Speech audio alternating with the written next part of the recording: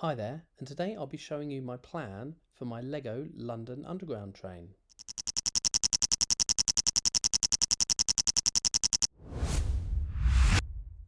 So first of all, I did a bit of research on the different types of rolling stock that the London Underground have had over the years, and I found this handy PDF on their website, which written, as you can see, by Graham Neal, professional head of rolling stock, and this goes through all the different types of tube train they've had over the years, giving technical details and sizes.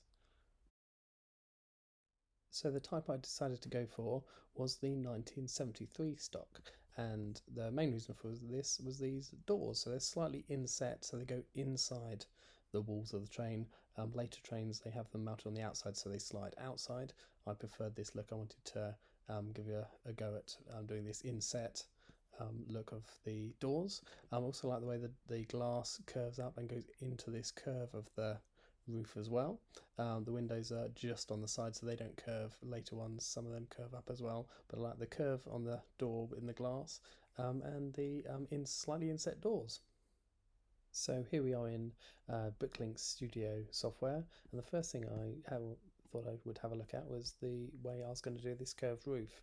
So I know the 73 stock had a grey curved roof on top, and then obviously went down into the white sides. So my first idea was to have cheese slopes here. So we were going to put those on their sides just below the roof line, and they're just mounted on bricks with studs on the side.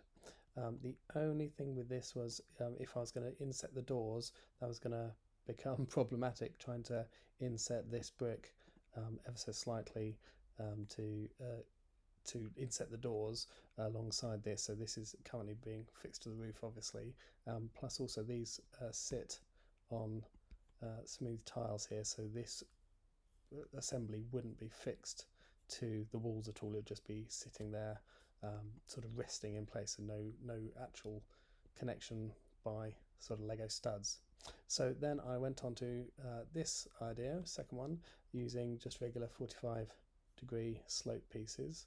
I didn't actually like the angle of that. I thought that was a bit too steep, this idea here. Just behind it you can see I was also having a look at how the 45-degree slope pieces related to this piece. This is also 45-degree slopes, but it has a lower connection point than this. I was trying to work out how I could use them, but still I didn't quite like the way the angle turned out on this one. So moving along, next idea was using cheese slopes on the other direction. So we have this here with cheese slopes sitting on top of a plate on top of the wall. So we've got, if you look, this kind of shape. So it's not quite as curved as the first one, but I was prepared to live with that to get the grey and the cheese slopes. I also know that cheese slopes are easy to get in red and also in the clear transparent black to do the curved windows. Then lastly, this was another idea which I disregarded, using cheese slips on their side, trying to connect them rather than having them just floating. However, I didn't like the way we ended up with the slope of the roof coming down here, and then this kind of notch cut out before we got the slope of the sides, and then going down into the walls. So I got rid of that idea too. I didn't like the overall shape. So this is the one I decided to go for here. And then after that, I moved on to looking how I was going to do those inset doors. So here we go. This was my first idea. So here we've got the doors. These are aeroplane windows with trans black glass in them, and you can see they're sitting on, if we spin it around like this, now look at it from this side, move that one out of the way, there you go, you can see they're sitting on jumper plates, then with these windows above, and then the red curving into the roof. But also I then realised if I used the aeroplane windows, I wouldn't be able to get that glass curving up, which is one of the things I really liked about this type of train. So binned that idea. Also, I didn't like the amount of gap we've got here, so half a stud using a jumper plate just seemed a little bit too much of a gap here in setting the doors away from the walls. So next one was this one. So I'm still using the aeroplane windows, but we've reduced that gap here a lot more, so it's down to about 1/4 of a stud, and I did that by using this construction above it. So we've got a plate with a brick with two Technic holes in it. Then if you can see over there, we're sticking two plates in the end of those Technic holes, so they're sticking out, and on those I'm then connecting a 1x4 brick with studs on its side. So that just clicks into the back of this plate here, and the whole assembly sits on the floor, and that then pulls the door in only about a quarter of a stud, and I'm a lot happier with sort of the amount of inset there. It looks a lot more like the proportions on the actual train, but I was still not happy with these windows. So moving along, number 3, here we go. We've now got the same assembly below, so that's a brick with studs on it, and then up here we've got just regular 1x1 bricks in red down the sides and then clear down the middle to represent 2 doors, and then they curve and slope up onto the roof using cheese plates in red and in clear also. So there we go, which I much preferred. And then lastly, I just swapped out this plate at the bottom, or not plate, tile, for grey, because I noticed in the photo they were sitting on like a metal tread plate, which was level with the outside of the carriage. So here we have the first idea for walls. I've got 2 blue plates on the bottom and then 2 white plates above it, and then these are regular 1x2x2 panels in transparent black. This is the sort of proportion size of the window, but they've ended up too tall compared to where our doors are, so I needed them a lot shorter than that. So I then went on to mounting them sideways. So I've got same 1x2x2 panels, but then they're mounted sideways and resting on tiles instead of clicked onto plates. But then I needed to work out how, especially as this would go straight onto a door, that couldn't fix to the door because it's going to be a quarter of a stud recessed behind the wall.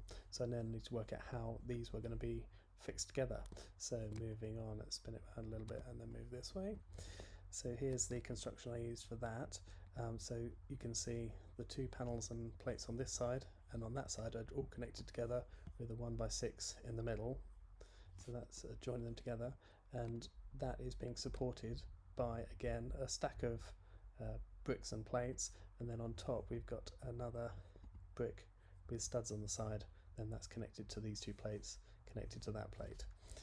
So if we undo those, we can put that back in. So this whole assembly of these windows with their white sort of pillars are connected to this brick, this plate, and then this column in the middle, which would sit in the middle of the train.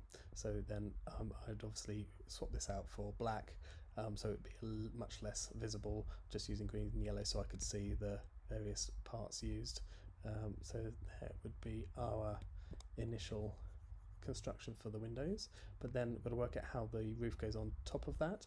Fortunately, I've got these 2 studs here, so we've got a 6x6 plate just sitting on top with then the cheese wedges sitting on here, and then obviously we'd fill in the gap in the middle here with a couple of plates, and then on top of that we'd put our curved slopes, which would give us the grey finish on the top. So that's the final look and how it looked from the side of the walls and roof. And then finally we come to the cab at the end of the train.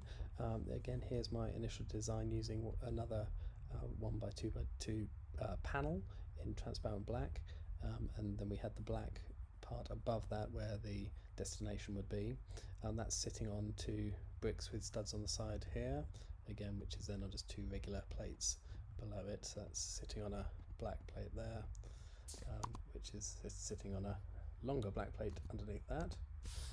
So this column is all regular studs on top. Then, because there's stud on the side, we've got this section here. So we've got a brick with a Technic hole here, which you can see is going to have its headlights in, and then another brick on its side here, all connected by this long tile down here, and then a transparent black brick on its side to give the extra window. So you can pop this little section into there, and then we've got a cheese plate behind with a couple of 1x1 and 1x2 which can sit on there and click into the roof at the top there. So that was the initial design.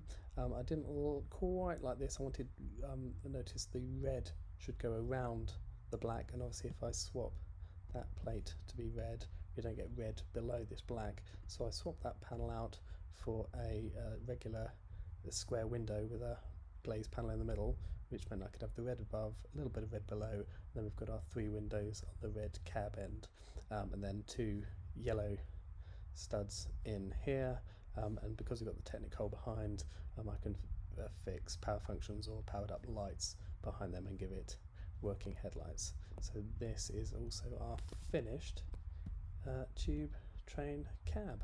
So the only thing left to do is to get all the parts I need in to Bricklink, and for those of you who don't know, the studio software is owned by Bricklink, so it makes it really easy to export your model straight into a brand new wanted list. So here's my wanted list. A lot of those black parts are all for those structures inside holding the window pieces up, so made them in black to hopefully they won't be seen quite as much.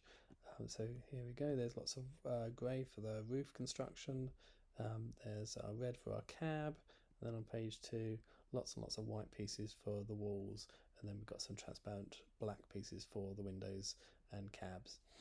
So there we have it, and that's all on order, and my next video will hopefully be putting the whole thing together. So let me know what you think in the comments below. If you've liked this video, please do give it a thumbs up. And of course, if you want to see how this tube train turns out after I order the parts and start building the thing, please do subscribe for more LEGO videos.